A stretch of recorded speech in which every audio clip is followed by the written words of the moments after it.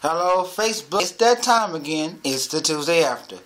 I am your host, Mario 1031. Today we talk about the Week 5 highways and byways, and we're going to find out what the lowdown is for Friday's show. Now, first of all, I should say I apologize about Friday's show.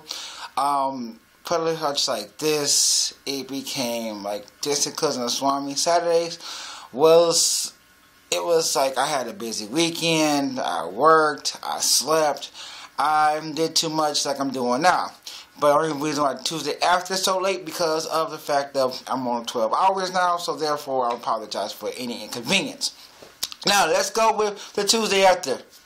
And today, talk about the highways and byways. We're going to get into the Giants and the Eagles. We're going to get into the Lions and the Bears. We're going to get into probably a little bit of Tigers, the NBA, all of that. But first of all, we're going to start off with the Week 5 Distant Cousin of Swami predictions. Yes, if you saw my shortened Distant Cousin of Swami video, I went 4-2.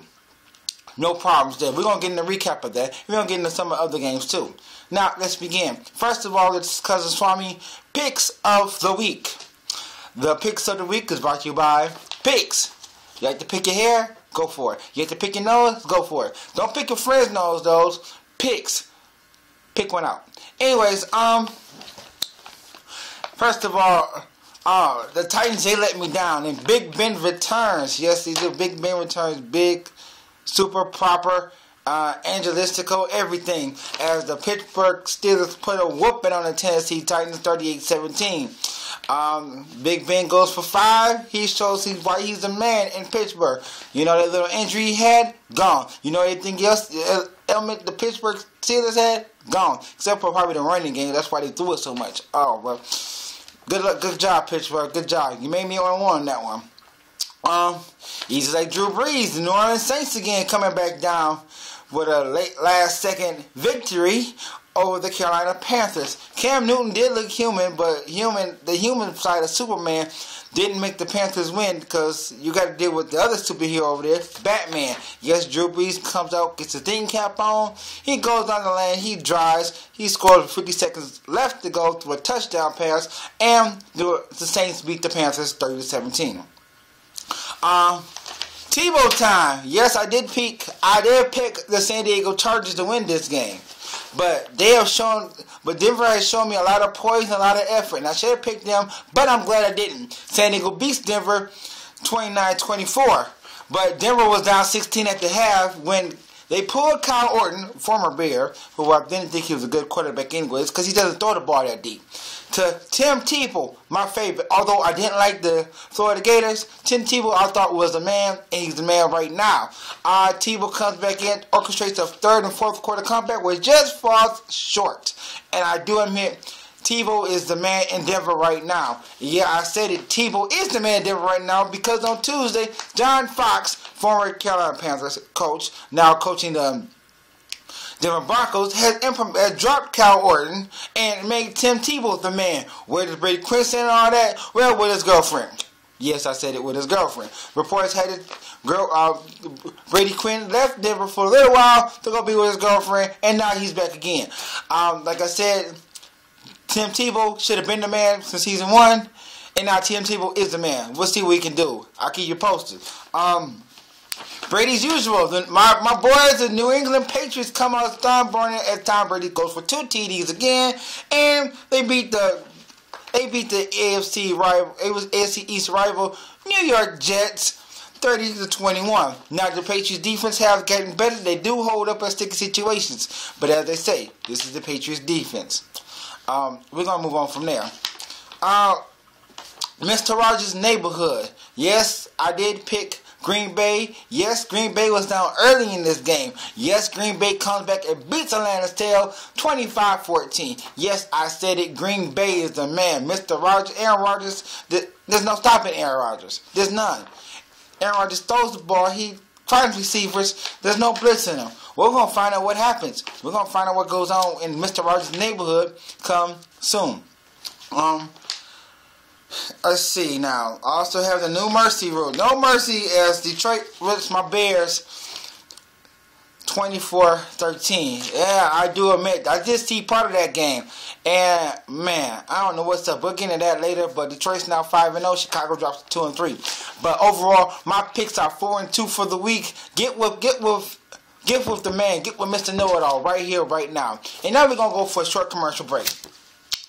With wins by the Seattle Seahawks over the New York Giants. The Buffalo Bills beat the Philadelphia Eagles. The Oakland Raiders hold on for a 10-man inspirational, and I'll get into that later, over Houston, Texas. San Francisco whooped the snot out of Tampa Bay, and I know I'm missing the game somewhere. We'll get to that later. It's not important. Oh, the Minnesota Vikings win again. Yahoo. And KC beats the Colts. Now we go for a short commercial break. As the saying goes, we gotta understand that I am who I say I am. Watch Distant Cousin of Swami Saturday nights, and there will be a show on this week. And also the plug for Life Through My Eyes. Well, the NFL greats and editorial was part of it. The full story will be this weekend. And I apologize for Life Through My Eyes because, like I said, I've been busy. Now I'm now on 12 hours. You can see I work. I do what I got to do to survive. So please get the plug. Also, if you want to know about anything and everything, Batman Arkham City comes out this Tuesday. Not this Tuesday, the Tuesday after, but this Tuesday upcoming. The game's going to be bad and bold. I will have a preview for it on next week's show. Either the Tuesday after or Distant Cousin Swami. You will see gameplay of the Batman. The Batman. And I will not be in the video, but I will be talking about the NFL games that somebody else plays it. Meanwhile, Arkham City, go get it Tuesday. I beg of you. If you like Arkham Asylum, go get Arkham City. It's well worth the wait. Now, my WTF award goes to the Philadelphia Eagles and the New York Football Giants. What happened to y'all? With losses to Buffalo and Seattle, respectively, the teams and the two top tier teams in the NFC East are now falling by the wayside with questionable losses. As Philadelphia is supposed to be the super team of the East, and the Giants are supposed to be contenders for the Super Bowl. I'm going to say this. In defense of these teams, they play some very good teams. They played some very good teams this season so far. But in aspect, you're not supposed to lose the Buffalo Bills, and you're not supposed to lose the Seattle Seahawks. I don't care who's coaching these teams. I don't care who's quarterbacking these teams. Buffalo's on a high. They only lost one game. And Seattle, Seattle got Tavares Jackson? Man, you're not supposed to be losing these games. I tell you, those guys are looking like bums out there. Get it together. Vic, get your team together. Eli, get your team together. Regroup next week. My other WTF award goes out to the Chicago Bears. Yeah, I'm going to talk about the Bears this week. I'm making the fans very happy right now, so get it together. I read on Monday that Urlacher blames the defense. It's not the defense. If you let the quarterback get in and gets murdered and got the rush off passes, then your offensive line is the problem. Now, I do admit the Chicago Bears defense did give up some big plays, but they hold solid ground, and they did try to hold and get the offense back on the field. However, if the offensive line does not protect the quarterback, Cutler was in trouble all night trying to get rid of the football, and I swear to you, sometimes that hurts offenses. So the offensive line needs to get it together for next week. If there's a game next week, they play next week. They get together next week. I tell you, the Bears, they're a good team. Just sometimes they need to show up. And hopefully next week they show up. And don't let the Lions' loss get to you. That's a comment. Moving on, the best award this week, once again, goes to the Detroit Lions. With wins over Chicago and Dallas, y'all have proven yourselves elite in the NFC North. And hopefully y'all get that dream matchup y'all want on Turkey Day against the Green Bay Packers, where both of y'all are still unbeaten. When one team will stand, one team will fall. But in retrospect, going 5-0 is very impressive, and they talked about the atmosphere in Ford Field being an intimidating atmosphere. I have to agree. Sellouts, the Lions can be very intimidating, but teams have came in and quite a crowd. But for a record start, Detroit had. Now think about what's going on in Detroit right now. The Lions are winning. The Tigers are in the playoffs, and the Red Wings just started. And right now they're 2-0. I don't know if they think they played tonight, but like I said, I don't know.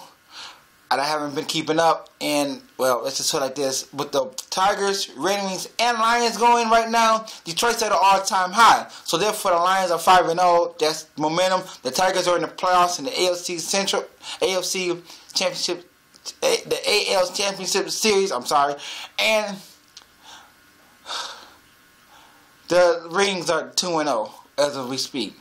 So Detroit's at an all-time high. I give it up to the Lions, and hopefully y'all play some good teams. Y'all doing good work. I gotta admit, for a Bears fan like myself, I gotta admit the Lions are doing pretty good this year.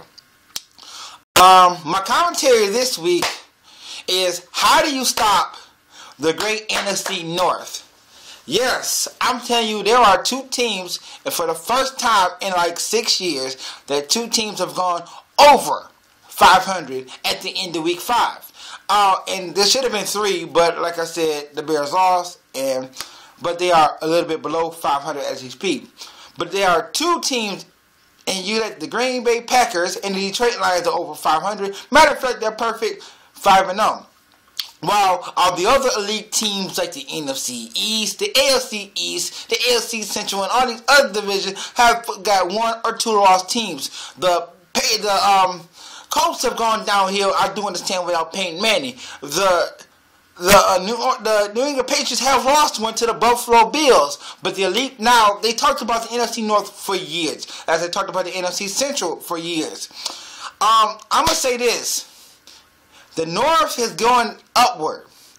The North is not a weak division anymore. They got elite teams and elite players. I don't know what's up with the Vikings, but they're getting their act together right now, and I applaud them for it. And I'm telling you that watch out for the NFC North. They will be contenders this year, and they will have 2, and yes, I said 2 teams, again, going to the playoffs. And one's not going to be a wild card team. One would have to be a wild card team because there's 4 divisions. But one would not be in the 6th spot like the Packers were last year. And mind you, they didn't win the Super Bowl. Hey, what can I say? It's the NFC North. Get on the bandwagon. Alright, that's my time, y'all. Tuesday after it's done. I'm going back to the Tiger game. They're tied 3-3 going to extra innings. I pray they win tonight. I hope they win tonight. Meanwhile, get ready for This Is Cousin Swami coming this weekend. Life Through My Eyes. I was going back again, coming this weekend too. This has been Mario 1031. I'm glad I made some of y'all Lions fans happy. And I apologize for ragging on the Bears this week. But I'm going to tell you this. Watch out for Tim Tebow. He's going to make big changes in Denver. And hopefully there will be 2 teams, maybe 3, in the playoffs. Till then, I'm out. Peace. See you next week.